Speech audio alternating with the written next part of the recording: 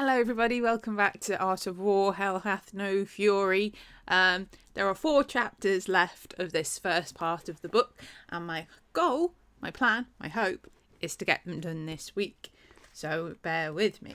We are up to chapter 19. I just want to put a little bit of a disclaimer out if the last chapter didn't give you a heads up on the fact. From this point forward, there are scenes that are quite violent, and there are also scenes of a, let's just say, of a sexual nature. If you don't feel comfortable with me reading that kind of stuff, then that's your warning.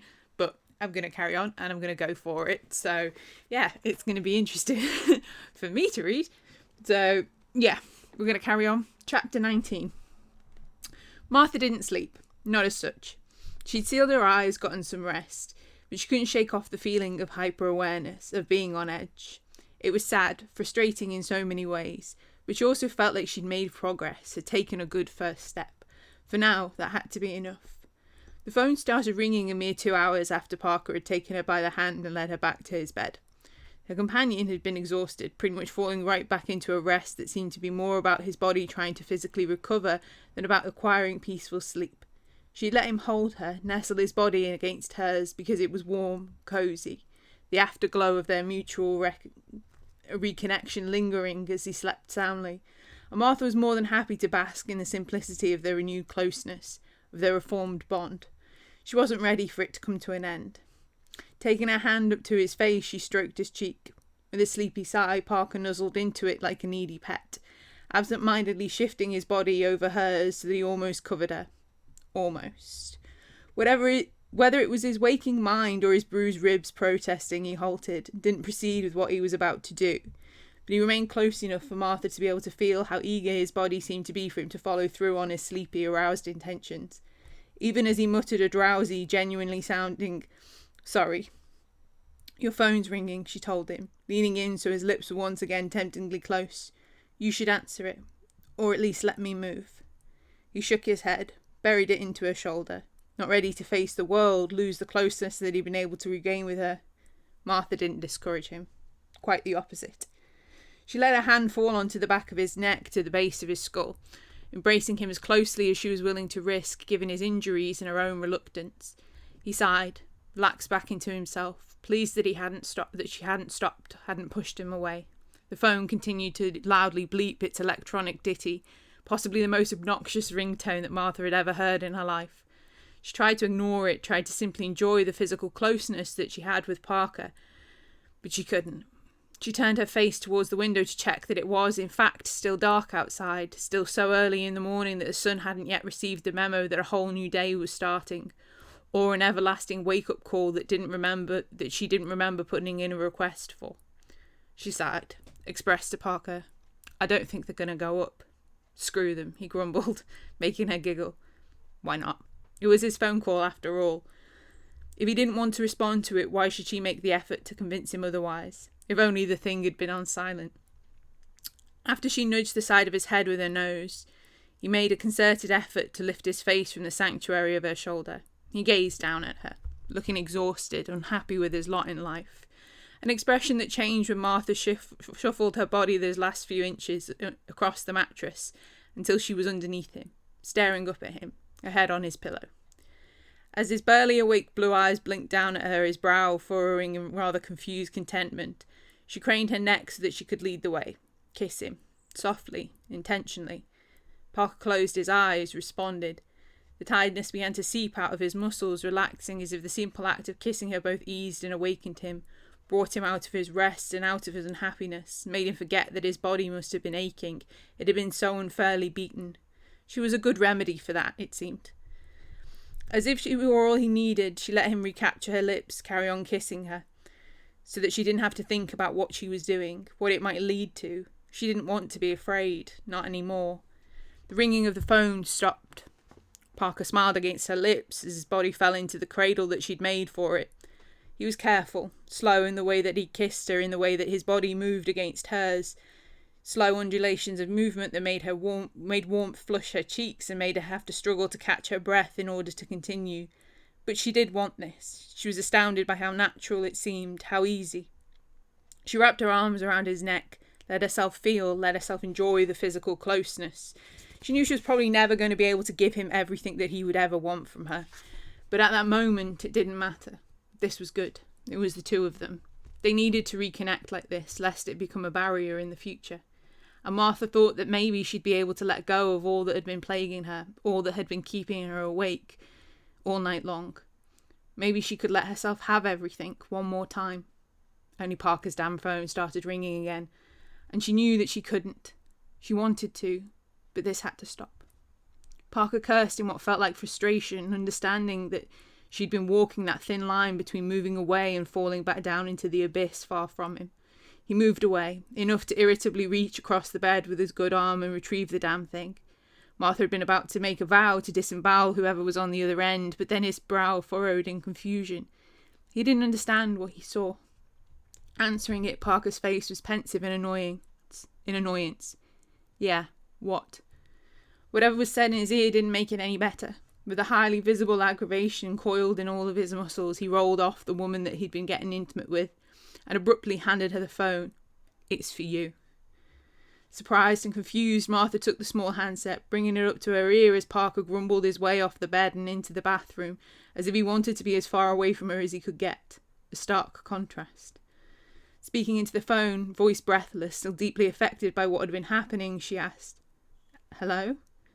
The response on the other end of the call held such a heavy, distraught tone that it would have immediately brought Martha's entire world crashing to a halt, even if it hadn't been delivering the most awful news that she might have received in a very long time. The previous day aside, Stefan had always been very good at controlling his emotions, and it shocked her to hear, let alone feel, what was in his voice, so affected that it rocked her, deep into her soul, crushing her from within with the brutal, violent hand of fate.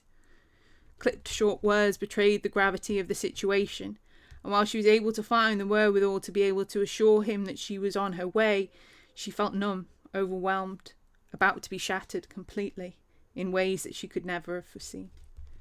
Stefan hung up on her, abrupt punctuation to the horror that he'd relayed. Martha sat there, in Parker's bed for far too long, the phone still in her hand. The majority of her brain was numb, unable to understand how it switched from experiencing the blissful sensations of devotion so pure that she'd been about to let it immerse her, to swim in its depths again, to this heart-shattering reality that her world had gone very, very wrong. It made no sense. She couldn't make any sense of it. It had to be a mistake. Martha, Parker's voice crashed her thoughts. What's happened? Guilt careened into her chest, a painful spiked mallet directly to her heart. For now she knew what he couldn't possibly know yet. She knew when she opened her mouth she was about to destroy the solace that he'd found in her arms, and the sleep that he'd been able to experience with her, lying next to him on his bed, for the first time in so many years, after so much loss. It wasn't fair. None of this was fair. He didn't deserve this awful life. He didn't. The night and early morning had been incredible after such an awful day, but that awful day had only been a precursor of things to come. Things that were going to hurt Michael Parker. Things that were going to tear them far away from each other again. Because Martha knew what he did not know, and she knew how it was going to affect them both. Still, she couldn't keep what had happened from him. Not again. Not like the previous night when she'd opted not to tell him exactly how violent and terrible the threat that had ambushed them outside of Dr. Leon Tully's clinic was. She had assured him that it had been handled, taken care of, and those words were about to come back, swinging in for the kill. Taking a deep breath, she lifted her eyes to the doorway of the bathroom, where he now stood, and she told him, "About an hour ago, a demon attacked MPIA. The demon, the one that we saw yesterday. Stefan and his brothers rallied to stop it, to drive him away, but many of them were killed. He butchered them." Her throat constricted around the word, stopping her from speaking them as if they could bring it to life, the horror, make it suddenly so much more real.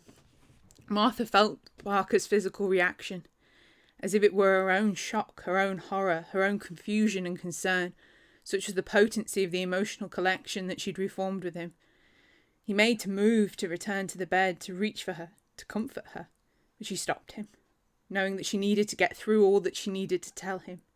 because if he took her into his arms now, she never would, and he would end up hating her even more than he already might. Parker, she struggled, sorrowfully sealing her eyes. Olivia was there. In the seconds that followed, Martha felt like the air had been kicked out of her own lungs. She couldn't breathe. As if again her mind had gone numb simply because Parker couldn't process what he'd been told about the other woman that he loved. He didn't speak, didn't move, didn't do anything other than stand by the bathroom door, seemingly waiting for something, anything. God, he hoped that she was all right. He hoped for it with a desperation that Martha had never felt before, never personally experienced, because it would kill him if she wasn't, if she had been taken, if he'd lost her, just like he'd once lost, clamping down on her metaphysical defences, fighting to block out what she was feeling, hearing, sensing. Martha assured him, "She's all right." It was close, but Stefan said that she wasn't hurt. She wasn't taken. Parker still blinked, still struggled to process what he was being told. "We should go," she said. "We need to get to Empire." "Yeah," he replied mutedly. No other response. Getting out of the bed, Martha all but ran from the room and down the hallway, not stopping until she was inside of her own bathroom, where she sealed the door, leant against it, and covered her hand with her own mouth so that she didn't unleash everything that was building up inside of her. Make her housemate feel like he needed to comfort her, to worry about her. Parker didn't need to see her break down or to see her cry. He needed to be able to process what happened on his own, in his own way, and she needed to find some underwear and get dressed, get armed, get to Empire, get to Stefan. Because the demon of wrath had struck right in the heart of their mission, and had allegedly taken many Nephilim down in the wake of his violence. Sons of Azazel, Stefan's warriors, Stefan's brothers. Washing her face with cold water, she mentally did what she could to pull herself together, and then it all became instinct. Something bad had happened, and she needed to act accordingly. Wash, dress, gear up and go. It gave her something to focus on. Mundane tasks approached with a purpose. From her closet, she fixed a secondary holster to the belt of her military trousers, because a demon had attacked and killed people that she cared about inside the border of Marytown, and she didn't give a damn if everyday folks got a little bit queasy over the idea of fully trained individuals openly carrying firearms that they knew how to use. She wouldn't take the risk. By the time that she was dressed, which was remarkably quick even for her standards, Parker was no longer in his bedroom. She didn't go in, walking past the room, which now felt a hell of a lot like the scene of a terribly selfish crime, and into the kitchen where she found him, struggling to get into his jacket, angry and loudly cursing at the thing because it wouldn't work. As if, as if it shouldn't known that he was carrying more injuries than he would ever comfortably admit to. For a moment, Martha let him get on with it, not wanting to make him feel any worse by offering to help him. She wanted to get armed more than she wanted to become a martyr to his shock and anger. So she retrieved her dagger sheath, which she fixed to her belt, positioning it at the small of her back, and then her gun, which she checked and secured in the other holster sitting on her hip. She was good to go. "Bring it on, Wrath, you evil bastard." Turning around, she snapped out of her autopilot and went to her friend, offering him help, which he clearly despised her for, but took anyway because he wanted to get to Empire and to Olivia a hell of a lot more than he wanted to stand in his apartment entrance hall, arguing with the woman that he'd been in bed with. Martha didn't need to look into his eyes to know the guilt that he was feeling, that he was already mentally beating himself up for the choices that he had made. Martha understood. She felt guilty too. But unlike him, this was actually her fault. It was her responsibility to keep Marytown safe from demons, and she'd failed at the first major incident because she prioritised her personal life over the safety of the people who mattered to her. She should have checked that Olivia was safe, not assumed that the pagan had gone off to her father's house where she'd be okay. She should have done more. Sorry, it's a bit warmer in here than it seems. I'm sweltering. We should have done more. Here we go. Parker's jacket securely on, she looked him in the eye. Not to say that she was sorry for failing his former wife, but to sternly say, "You won't be able to drive to Empire, not without hurting your ribs and arms." He momentarily seemed taken aback, like he didn't understand. "Give me your keys," she instructed firmly. "I'll drive. Let's get you to Olivia, yeah?" Without further comment, he relented, and then he left. Many things raced through Martha's mind as she manoeuvred the black Empire emblazoned Honda down the wide, thankfully still empty avenues of Marytown, not the most natural driver by any stretch of the imagination. Firstly, she'd sensed the Nephilim escort that they had the moment that they left the building, invisible to the naked eye, but they were there, watching over her, just as Stefan had promised. Great. So she had been protected, safe while she'd been snuggled up in bed with Parker, letting her personal feelings affect her strategy and her good judgment. That was nice. Good for her. What a fine use of Nephilim manpower. This should never have been allowed to happen. The Demon of Wrath should have been stopped and eliminated at the border the moment he dared attempt to trespass. He should not have been able to get anywhere near one of her human allies, get near enough to one of her human allies to potentially do them some serious damage. Not only once, but twice, in one day. That was absolutely unacceptable. Stefan had assured her that the people that she loved would be safe. She'd specifically asked him to offer protection to the Empire agents, and he had told her that it would be done. So why was Olivia not watched? How had the Demon of Wrath been able to recklessly go after her, even with the threat of the Nephilim warriors watching over her?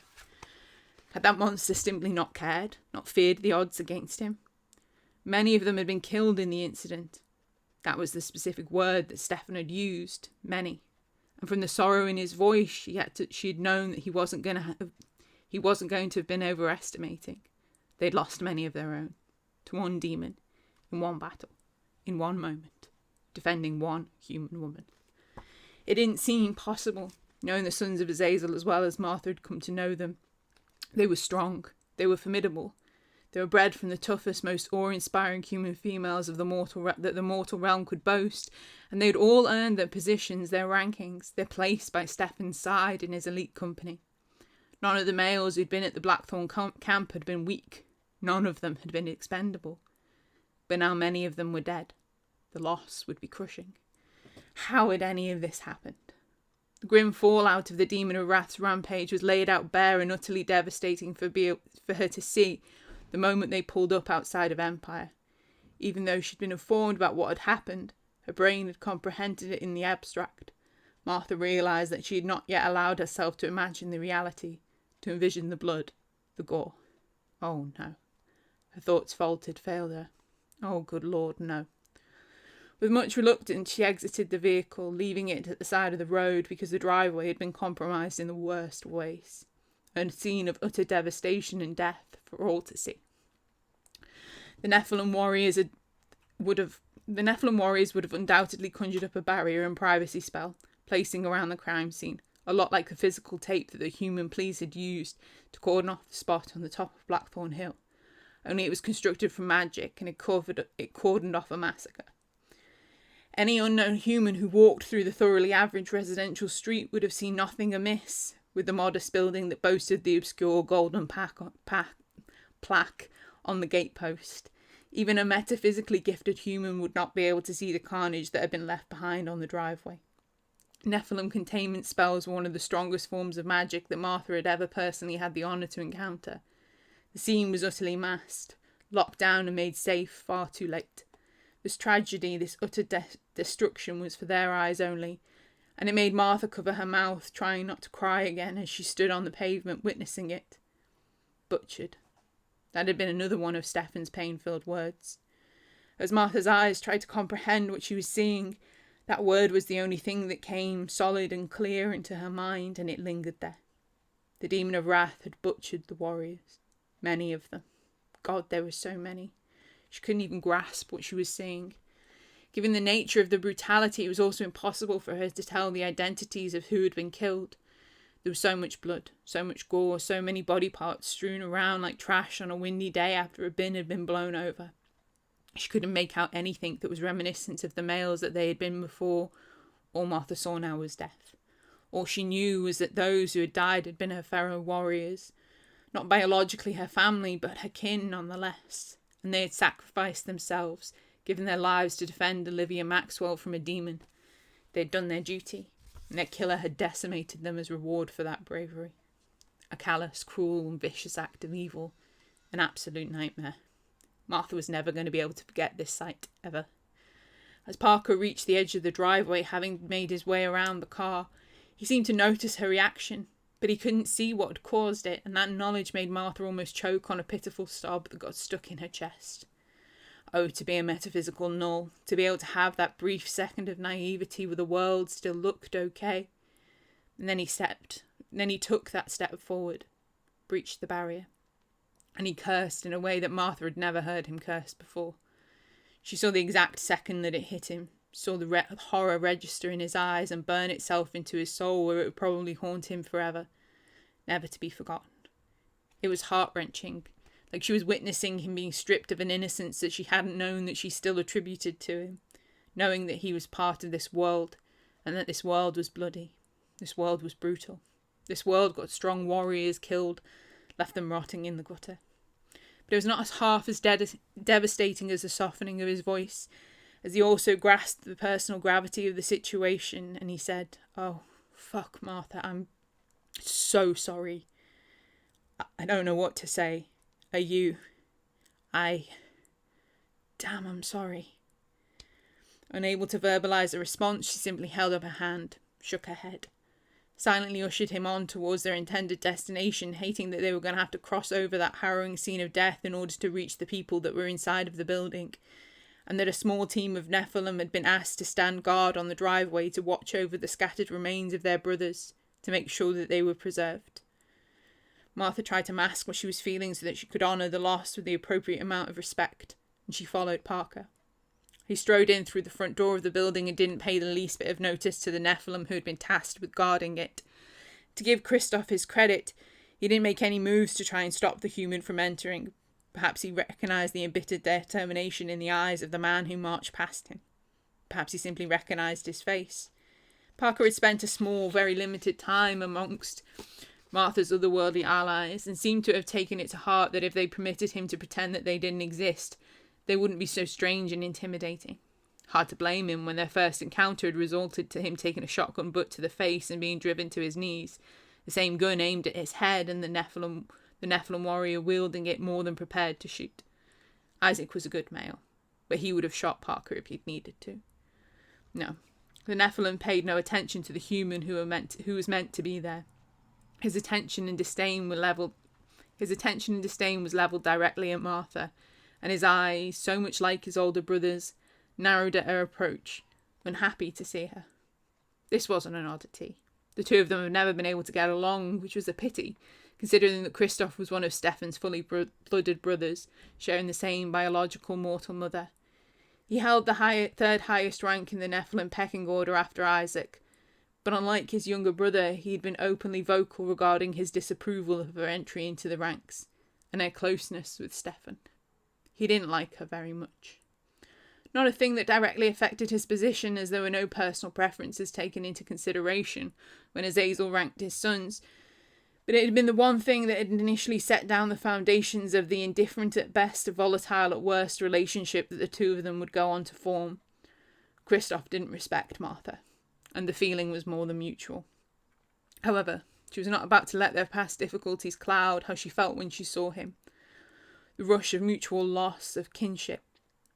She even felt a sense of relief that his body was not lying there amongst the dead, and so when she reached him, she allowed herself to attempt to offer him her condolences, saying, "Oh, Christoph, I'm so sorry for your losses." The warrior directly acknowledged her, but only long enough to make the subsequent turning away of his face feel like the intentional hard slap of a snub that it was designed to be. He stared straight ahead, acting as though she didn't exist, save for his lips twisting, sneering inside of the dark goatee that covered the entirety of his mouth and chin. Harsh, but kind of expected that he wouldn't lower himself to accept her sympathy. In spite of herself, Martha persevered, emotionally inquiring, "How did this happen? How was it that we could lose so many?" To that he did respond, thinly stating, "We did not lose anybody." At first she thought he was being protective over the kin that he'd always believed to not even be remotely hers, but then it hit her that it wasn't their personal baggage putting the disgust in his eyes. He was laying down where he thought the blame for what had befallen his brothers belonged, and he had decided that the book definitely stopped with her. Cutting her losses, Martha left Christoph eyeing the perimeter line. as if he were hoping that the demon of wrath would reappear on it, simply so that he could pick the female Nephilim up by the scruff of her neck and toss her over it, offer her as payment in return for the continued safety of all who remained inside. Not an unfair exchange, but it hurt, deeper than it ought. Inside of MPIA, she sealed the door behind her and gave herself a moment to compose her emotions, which was easier said than done, given that the entrance hall was also filled with bodies. Only these ones were very much alive, brimming with loss, indignation, impatience. A whole lot of them. She knew that trifecta of emotions like an old friend, and she knew that they were waiting for Stefan to give them the order to go and hunt down and execute the demon of wrath, the beast sent by the Dark King into Marytown to cause mayhem and devastation. They were more than on edge. They were itching for it. Desperate to get going so they could retrieve the bastard's head and likely present it to Olivia Maxwell as proof that her attacker had met a just yet painful demise, before delivering it to Azazel, as vital evidence that the Dark King wanted this war as much as they now did. It was time to stop engaging in a silent, shadowy fight, to find out once and for all who had the forces, the determination and the heart to claim this land for their own. It was time for this to end, time to step up and to act. That Stefan had not already handed down such an order spoke a lot about the favoured son's restraint, his intelligence, and his belief that there was a better way to liberate Marytown than to simply fall back upon a strategy that had failed to eliminate the real threat, cost too many innocent lives, and let the darkness fester, grow even more deadly as it rebuilt itself. The eternal cycle of violence had not yet saved Marytown, nor the people who lived and worked within its border.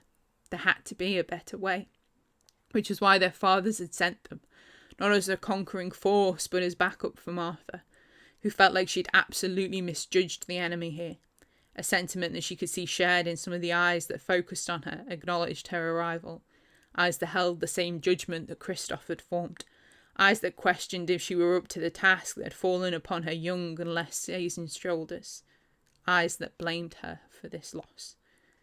Of course, not all of the sons had so easily turned against her. For all of the displeasure and judgment, it was a relief and a boost to see that there were still a lot of males in that room that acknowledged her with respect, with the weight of shared grief and a glimmer of hope. For her arrival meant that things would now progress. Whatever they thought of her personally, that was what they needed to happen. They needed her and Stefan to move things along. And so Martha pushed herself away from the door and into the sea of Nephilim warriors who mostly moved out of her way. She couldn't make out where Parker had headed, assuming that he'd gone straight to whatever room or office his former wife was being held in, on a personal mission that felt so important it hadn't required him to wait for the other half of his heart to catch up with him. Sadness tightened up her chest, her heart already so full of grief that Martha wasn't sure it could take another loss, but it was prepared, already set to break. Her head had known that it was going to end this way. Still, it had come a lot sooner and a lot more violently than she'd expected. Martha knew that she needed to let it go, focus on the mission that had already been derailed, but it wasn't easy, not when it came to that man. She shouldn't have let him back into her heart so easily, but she had. And now she was going to have to handle the fallout of what would come. Loving somebody was as painful as it was wonderful. Martha knew that she was going to have to be braver than she knew how if she was going to be able to do the right thing. No matter the sorrow, she couldn't let her emotions dictate whatever she did next, no matter how personal it got. Which was why, when she eventually spotted a male who she knew would never give her the same response as his brother, she approached him with a respectful amount of kinship, but also with restraint. Isaac was standing in front of the wide curtained double lattice door of the conference room MPIA used to interview clients and hold team meetings. The doors were sealed, his broad giant body situated directly in proportion to the adjoining line, meaning only one thing. Stefan was inside of that room. His second in command was guarding the door, using his body as a barrier. Nobody was getting through him, not that morning. The favoured son clearly didn't want to be disturbed. Isaac was the best and most intimidating male for the task. None of the frustrated males in the building's entrance would dare try to challenge him and attempt to bypass his physical barrier. They respected the chain of command, and even if they somehow didn't, it didn't hurt that physically the skilled warrior was almost as big as their leader, almost as dominant, standing a good head and shoulders above the majority of the company. His hair was the same shade of black, and he wore it in a long braid rather than a knot, rather like how his father Azazel did. The two most high-ranking sons had the same eyes, many of the same facial features, but to Martha, Isaac's face still showed his youth, as if he'd yet to fully grow into it, handsome rather than blunt. He had inherited more of his mother's beauty than Azazel's harshness. Not quite as combat-worn, not quite as weathered as Stephen's face, he still had a way to go before he looked as old, as proficient, or as dominant as he actually was. A good male was Isaac. A good male and a good warrior who still had so much potential. If anything ever happened to Stephen, he'd be a worthy successor of the title of favoured son. Martha liked him. She might even support the ascension. That morning she greeted him with a respectful bow of her head, offering the same words of condolences that she tried to give to Christoph, and he cordially accepted them, and returned the reverential nod of his own, before telling her, "Stephen has been expecting you. He asked me to show you through the moment that you arrived. He is not." He stepped to the side, unwilling to follow through on what he had been about to say, instead opting to tactfully conclude, "You should go to him." Nodding, Martha steeled herself and slipped in through the door, trying not to feel like she was being caged as it was immediately closed behind her. Isaac physically retaking his position, a tall, broad sentry against all that might dare to try and get inside. Or, Martha nervously thought, as her eyes finally found the male that she'd come to find, maybe she'd been mistaken. Maybe Isaac hadn't been chosen for his ability to protect his older brother from the baying horde of Nephilim warriors in the hall, desperately seeking answers and action. Maybe he'd instead been chosen to protect his brothers from the disillusioned anger of the favoured son. Okay, there's a little section break. Just going to take a drink.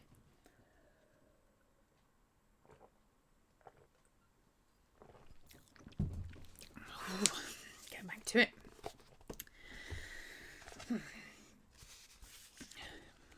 The Empire conference room was painted a deep olive green. A large squared space mostly swamped by the solid oak monstrosity of a table positioned in the middle. Sitting on its pristinely polished surface was an obscene sight, the missing severed head of the demon that Martha had executed. Stephen was glaring down at it in much the same way as he'd regarded the medical kit in his hut at the Nephilim camp, once again struggling to maintain the composure that he was so well known for. Now the tension that he'd been carrying was a tightly stretched band, one that might snap at any given second and start demanding that the dead demon come back to life and start confessing all of its disturbing sins, simply so he had someone he could punish for what had transpired. Accepting that she was probably more deserving than an enemy that was already dead, Martha prepared herself to face his anger. She spoke his name, announcing her arrival, even though he knew that she was there, had probably sensed her presence the moment that she'd crossed over the Nephilim barrier spells and onto the property line. Their bond, however, was stronger than any of her defences, and through it she could not only feel how tense he was, but how stringently he was focusing on the only thing that he needed to. He never allowed his personal feelings to interfere with his judgment. He would be loath to start then. Also, Martha noted with sadness, he'd been hoping that her presence would make him feel better, as it had all of the times that they had faced a crisis before. But it did not. Nothing made this better. Not even her. Stephen was shattered, under the hard, imposing veneer. He was the one who led the males known as the Sons of Azazel in their hunt in this battle, but they were also his brothers, and he was more than simply their leader. He was the tip of their spear, the light that guided them through their darkest moments. He was their drive, their morale, and they were his. When they were victorious, he was victorious. When they failed, he failed. When they fell. It was hard for Martha to find the right words to express the loss that he felt. And so she tried to engage with him on a professional level, gently urging him, "Tell me what happened here, Stephen. What little you were able to share on the phone sounded bad. But what I saw outside." She couldn't continue that thought. Refused to give further life to the horror that would be forever cemented in her memory, or burden Stephen with even more dismay than he was already experiencing. She wouldn't do that to him. The favoured son's voice was thin, dangerous, though he was trying hard to act as though it was all business, and they were discussing any mission, not the slaughter of their own kin. He brusquely informed her. In the early hours of this morning, your witch left the warded safety of her father's house and crossed the border. She claims that she felt restless and could not sleep, so she came here to research the investigation that you have been assisting her with. It appears that she was disturbed. Appears, Martha repeated his word, confused.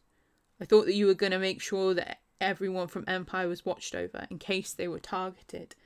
Why was Olivia not being watched? Why was she left unguarded? She was being watched, he said, sounding like he didn't appreciate the insinuation that he might not have kept his word. We tracked her to her father's house in the Blackthorn Hills, and I placed a small team upon her. But during the night she decided to leave, as I said.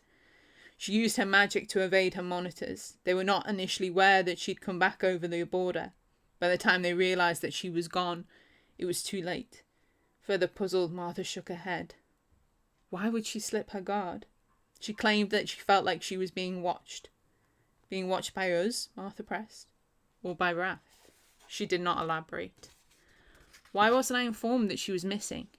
Stefan raised his eyes, turned his face, visually acknowledging her for the first time, and Martha found herself unnerved by the dissatisfaction that she saw in his gaze, particularly as he took a long, drawn-out moment to appraise her, from her head down to her toes, and then back up again to her face, which he all but scowled at. A bad sign, a terrible warning. I tried to contact you, he said, sternly trying to mask the hard edge of his disapproval. I called your phone several times, but you did not answer. Then I had other matters to attend to. Like saving your witch from the demon trying to kill her went unspoken, but Martha heard the implication. Frowning, she reached into her pocket for the phone that she had again not checked in her rush to get out of the apartment. But it was missing. Likely sat upon the breakfast bar where she'd left it, because all she'd wanted to do was grab her dagger and gun. She hadn't even glanced in its direction. Burying the overwhelming urge she suddenly had to start trying to explain herself, she conceded, fair enough, and then pointed out, this property is completely warded, with barrier and protection spells. How is the demon of Wrath even able to get as far as the driveway?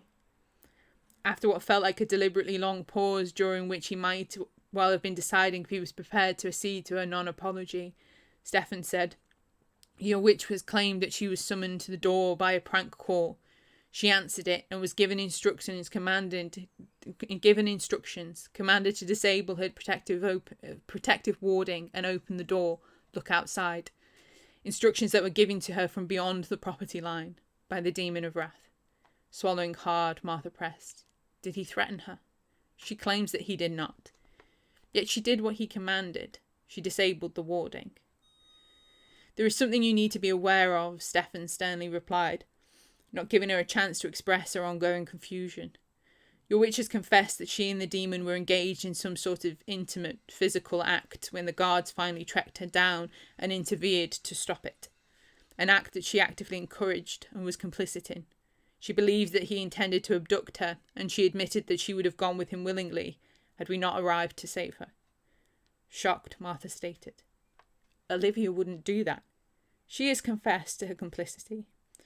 Then she must have been coerced, not in control of her actions. Stefan sounded abjectly displeased as he added, with no duress. Shaking her head back and forth, Martha struggled to take in what she was being told, the sheer insanity of it all. The woman that she'd come to know better than she perhaps ought had personal reasons for dedicating her life to trying to stop the demonic influence in Marytown. Her father, Peter Maxwell, had been abducted by servants of Mammon, abducted and tortured like the female Nephilim herself. This trauma had not only cost him his wife, the marriage with Olivia's mother crumbling because she'd allegedly didn't believe his tales of demons, but the foundational years of his daughter's life. Olivia adored her father, had just cause for fighting the darkness. She would never, ever willingly conspire with a demon and be complicit as a monster like Wrath butchered so many Nephilim warriors before her eyes. Martha sincerely doubted that she would willingly embrace such a beast, let alone deliberately place herself in danger, sabotage her own magic, unless she was under some sort of metaphysical duress. It was absurd, nonsense. It couldn't possibly be what had happened that morning. Glancing at what Stefan had been glaring at set upon the surface of the large conference table, Martha noted, "That's the missing demon head." Stefan's response was clipped. It was found on the doorstep, left behind by the demon of wrath, presumably in exchange for the witch. Continuing to shake her head in disbelief, Martha said, "It was me who killed that monster. I'm the one that cut off its head and had its body tossed into the divide. Why did the demon of wrath come after Olivia?" "You showed him that you were unwilling to back down from his threat when he ambushed you outside of the human clinic," Stefan suggested. "Your witch, on the other hand, was struck immobile by fear. Perhaps he saw her as an easy target after that. Or perhaps he wanted her and you just got in his way." That still didn't make a lot of sense to Martha. She again pointed out, "I was the one that killed the demon whose body he's been abusing as his twisted calling card. It was my family who was targeted." Struggling to quell the rising sense of guilt that unfurled in her stomach, she said, "Are we to assume that the whole MPIA team are now on Rath's hit list because they were there with me that night that I killed this monster? It should not come as a surprise. It should not come as a surprise that your human allies might have the attention of the Dark King. They've been working against one of his own for several decades." Stefan sounded and looked exhausted, as if the debate was not one he was interested in having, but he proceeded nonetheless. "You may have slain the demon who murdered your stepfather, Martha, but it was your witch that cast the summoning spells. It was her magic, her blood, her will that drew it into this mortal realm. Then, once she'd coaxed it in, she betrayed that summons to you, to the monster's enemy. She gave you the sword that you used to execute it, and she bound it to death with her magic." Martha shook her head. "None of that makes her responsible." "Evidently, the Dark King begs to differ." "And do you also beg to differ, Stefan?" she impelled, driven by her fears for the ongoing safety of somebody that she'd grown to care about. In that utterly calm, detached Nephilim way that could be infuriating, he didn't so much as answer the question, but state, "Metaphysically, there are grounds to declare her guilty of using magic to entrap and lure a demon to its eventual fate. Whoever took the killing blow seems irrelevant at this point." "And by that you mean Olivia might as well be condemned by the Dark King for the thing that I did, seems as though she's now also been enthralled by wrath." Shaking his head, Stefan rebuffed, "That is not what I said. But it is what you think." Martha angrily retorted, because she knew her fearful observations were accurate, and how such a judgment might end. Many Nephilim lives had been lost defending a human woman who'd gone on to confess to being in the thrall of the demon responsible during the commission of the act. The surviving Nephilim warriors needed somebody to focus their grief and their anger on. Somebody needed to be held accountable for what had happened, for the carnage caused and the lives lost. It had been clear to Martha who some of them adopted to blame the moment that she had arrived at Empire, but it was becoming apparent that she wasn't the only potential culprit that they could see amongst the mortals that were stationed there in Marytown. Determined, she fiercely held her ground and asserted, "Olivia Maxwell is not to blame for what happened here, Stefan. If it is somehow true that the demon of wrath has been able to enthrall her, then she would not have been a willing participant in how that happened, whatever she might have confessed to you.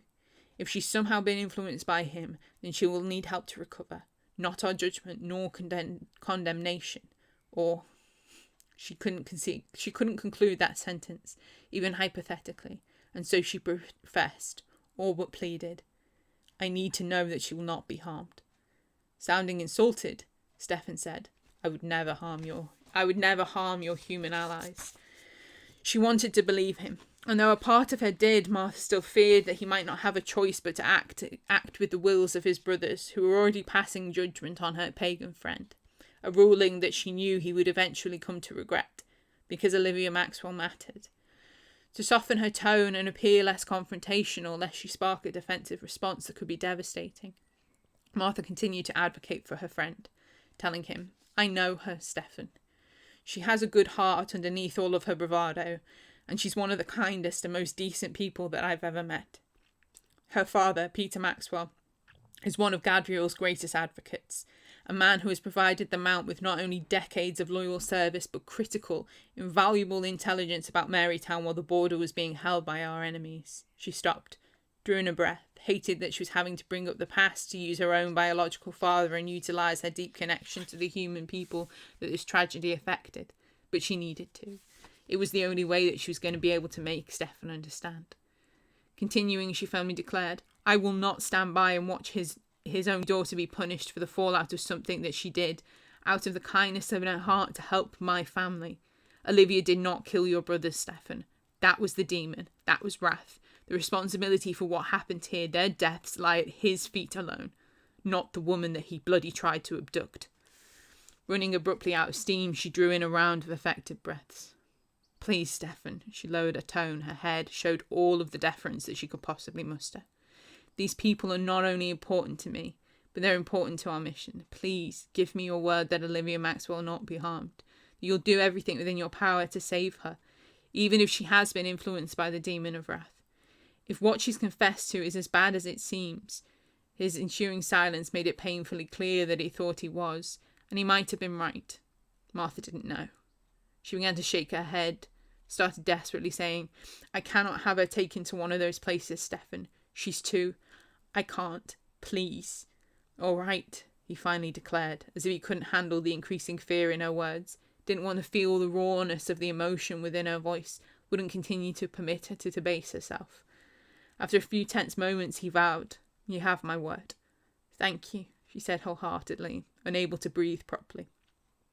Stefan appeared to give her a moment to compose herself, likely ruining the day that he'd ever taken such an emotional human-born Nephilim under his wing, binding himself to her in a way that made it practically impossible for him to remain unmoved whenever her emotions got the better of her.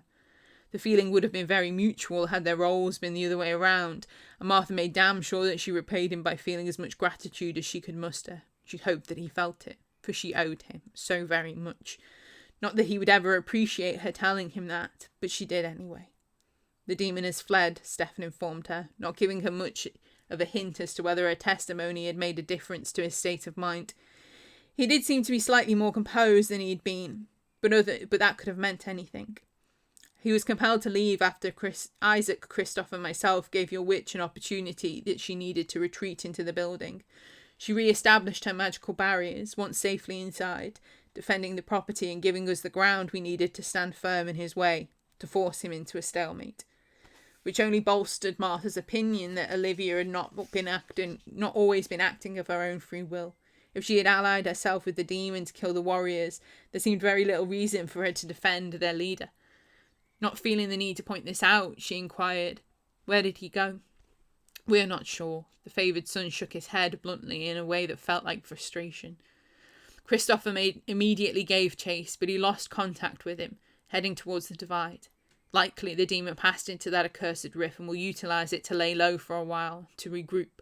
I've deployed a team of advanced trackers to the area to watch for his trail, to wait for him to emerge, but I have my doubts as to how successful that will be.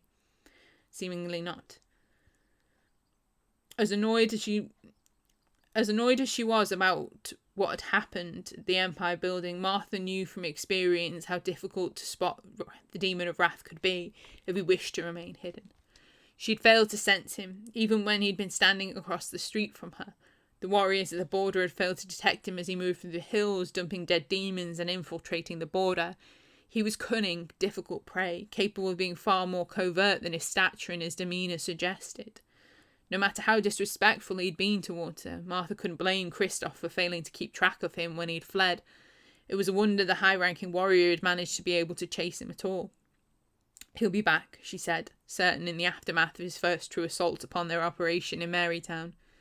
How can I prepare for him? Stefan didn't seem to take any pleasure in admitting, I do not know. Which didn't make Martha feel any better.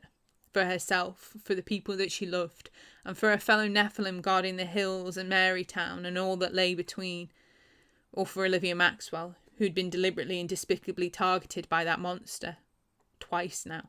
And likely would be again. This was a foe that the female Nephilim wasn't sure that they could best, which was why it felt better than it should have to hear Stefan go out of his way to reassure her, resolutely declaring, The demon of Wrath will face the consequences for what he's done here. Mark my words, Martha. When we find him, he dies, and we will find him, even if it takes a lifetime. He will die for this, by my hand. I am going to kill him for what he has done here.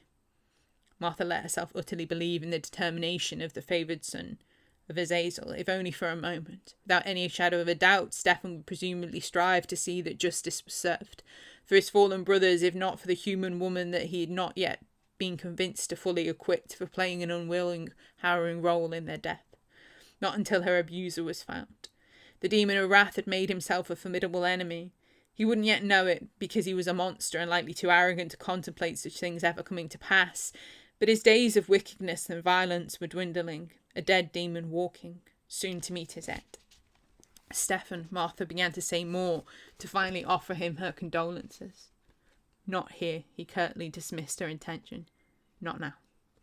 She nodded, understanding why he might reject her, yet the clawing need to cross the room and simply wrap her arms around him felt overwhelming, to the point where she had to physically stop herself from acting on it and violating his boundaries, by reaching her arms behind her, curling her hands around the golden knobs of either door.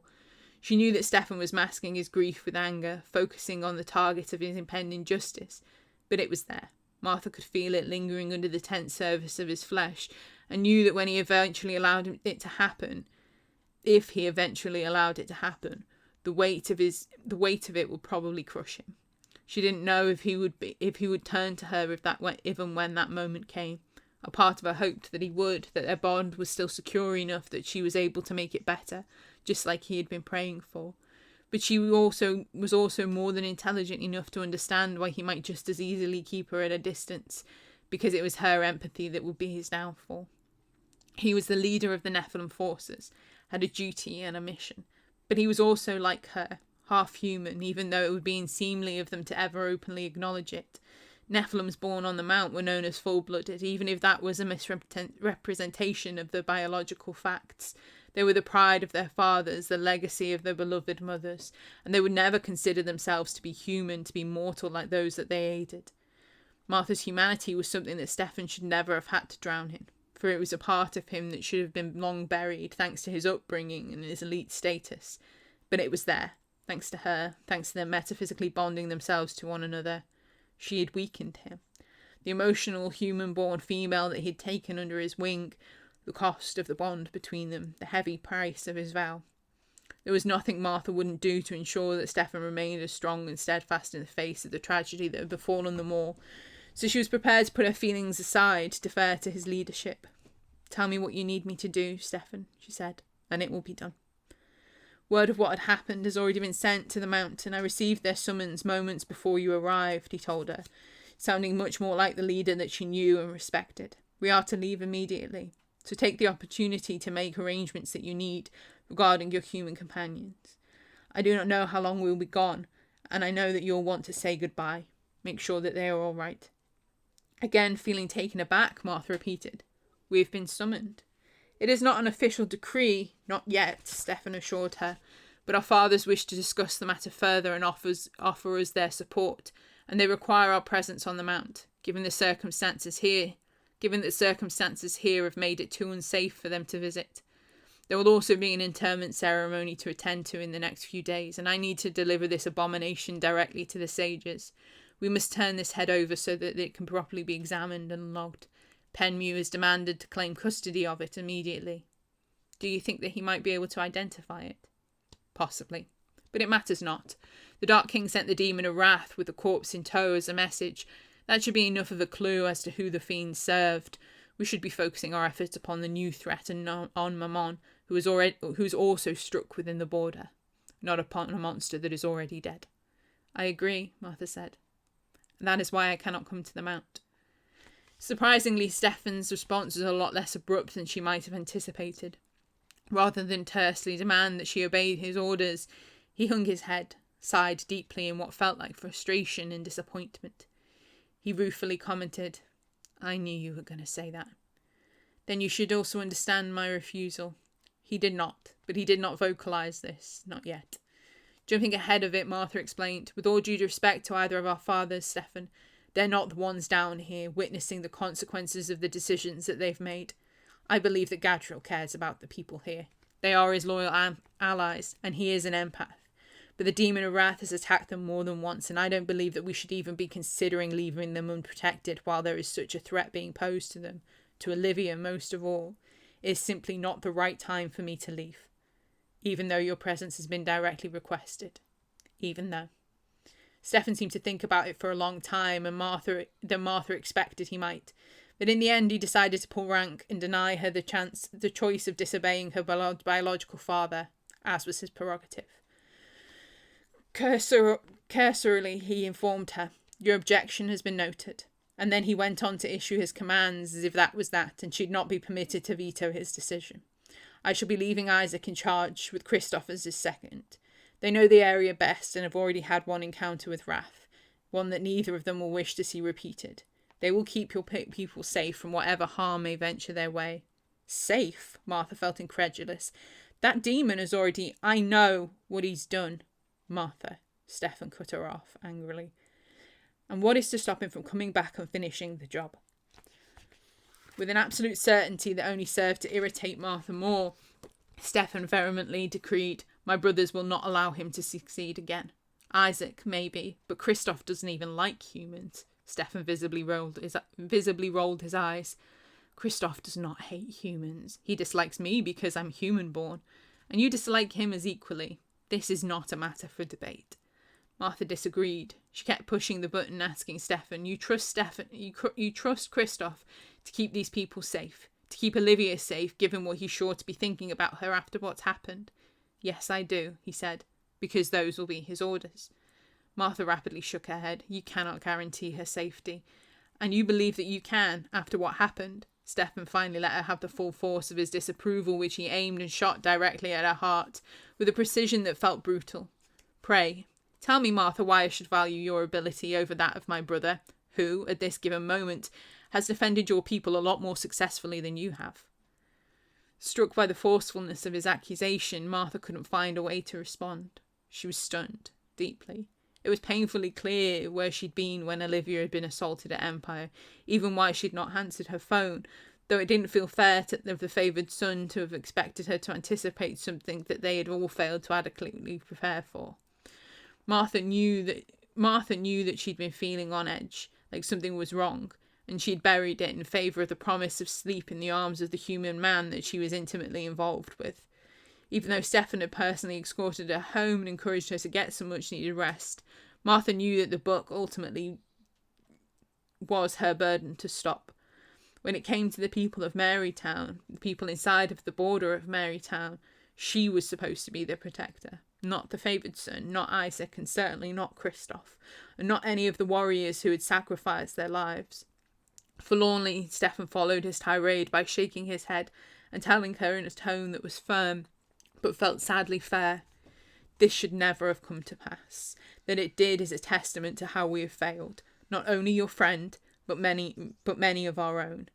Even if you feel like you're justified in doing so, now is not the time to disobey the guidance of those upon the mount, let alone disrespect the traditions set in place to honour those lost and comfort those left behind to grieve."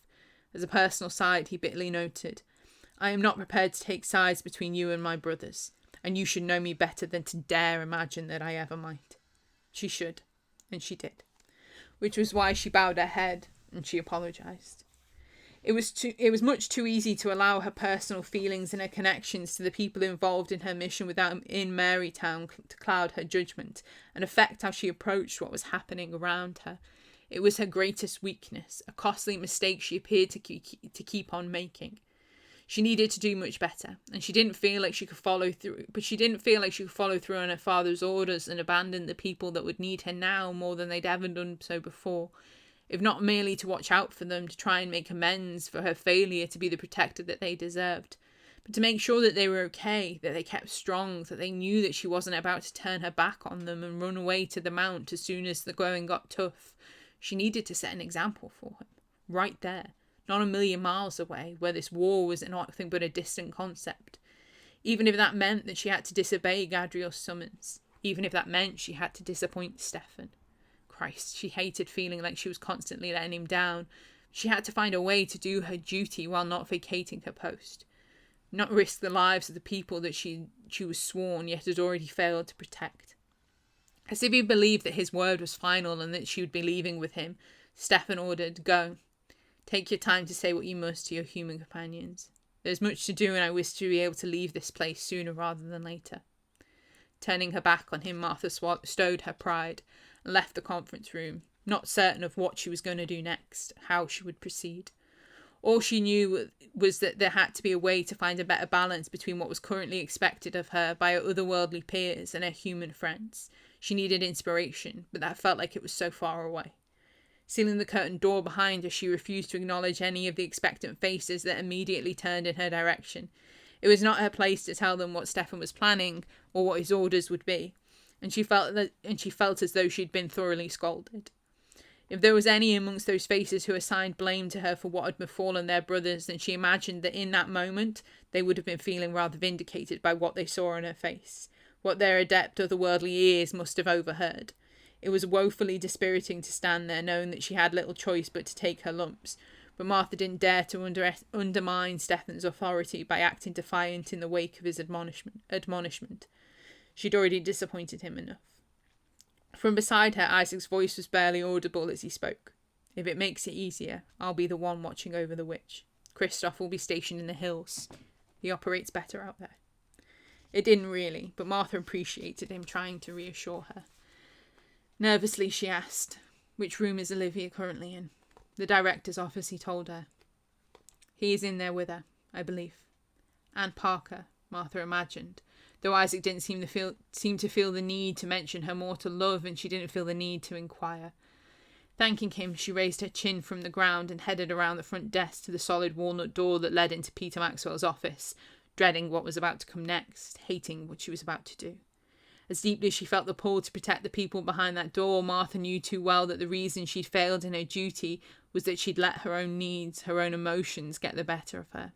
To make amends, she was going to have to set those aspects of her humanity aside and regroup, so that she could come back from this tragedy stronger and more prepared to fight, as a Nephilim warrior, worthy of her ranking. And there was only one way that she was going to be able to do that, because if there was one thing that a Nephilim could benefit from when the whole mortal realm seemed to have ganged up against them and left them feeling like they were at loss to proceed, it was home. It was the Mount. She needed to go with Stefan. She needed to see her father. She needed to let herself grieve for her adopted kin and the loss that she'd felt. And the human part of herself, a part of that she was going to have to come to terms with relinquishing, like she thought that she had done a decade ago, like she should have done. Her heart, her empathy was like an open wound that would never stop bleeding. But if she could try and learn how to bypass its more dangerous functions, it might be possible for her to be the Nephilim that she'd become and carry on living and operating inside of Marytown. To have both. To have balance. She couldn't let what had happened at Empire ever happen again. Not on her watch. Okay, so that was chapter 19, another long one. Pop this down here. So I'm not leaning over the camera. The aftermath of what happened at Empire. Martha dealing with it, and dealing with Stefan in his responses to what has gone on. Yes, so some stuff to think about there. And we will proceed with the next chapter. I would like to try and get this first part, this first part done this week. There are 4 chapters, so there's 3 chapters left after this one. I'd like to try and get them done this week. I'm not going to make any promises, as I said last time, because frankly, I've been struggling. I know that everyone's had their moments during all that's been going down, and it seems to have really hit me lately. I've been struggling to find that motivation and to keep that motivation.